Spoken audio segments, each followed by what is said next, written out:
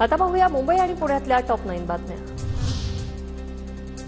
पुण्यातील शुभदा कोदारे हत्या प्रकरणाचा व्हिडिओ समोर। कृष्णा कनोजाकडून आर्थिक वादातून आयटी कंपनीत काम करणाऱ्या शुभदाची हत्या।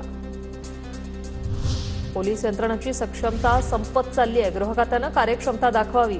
पुण्यातील हत्या प्रकरणानंतर सुषमा अंधारेंची टीका। वांद्र्यात ठाकरे गटाचं आंदोलन। भारतनगरमधील अनधिकृत बांधकामांवर एसआरए कडून तोडक कारवाई। एसआरएच्या बांधकामाविरोधात ठाकरे गट आक्रमक।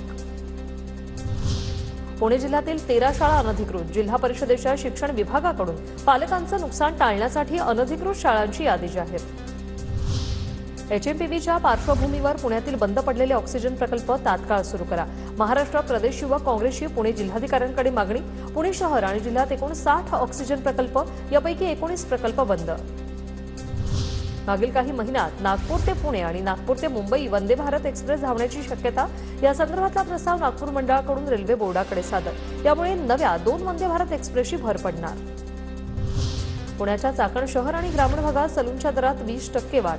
नाभिक समाजाच्या वार्षिक सर्वसाधारण सभेत निर्णय। यामुळे सामान्यांच्या खिशाला कात्री लागणार।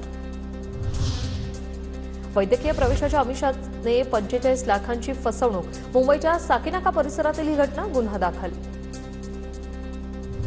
पुण्यात जेलमधून सुटल्यावर बोकामधील आरोपीनं काढली मिरवणूक। मिरवणुकीत गुंड समर्थकांची गर्दी। शक्ती प्रदर्शन करत दहशत निर्माण करण्याचा प्रयत्न।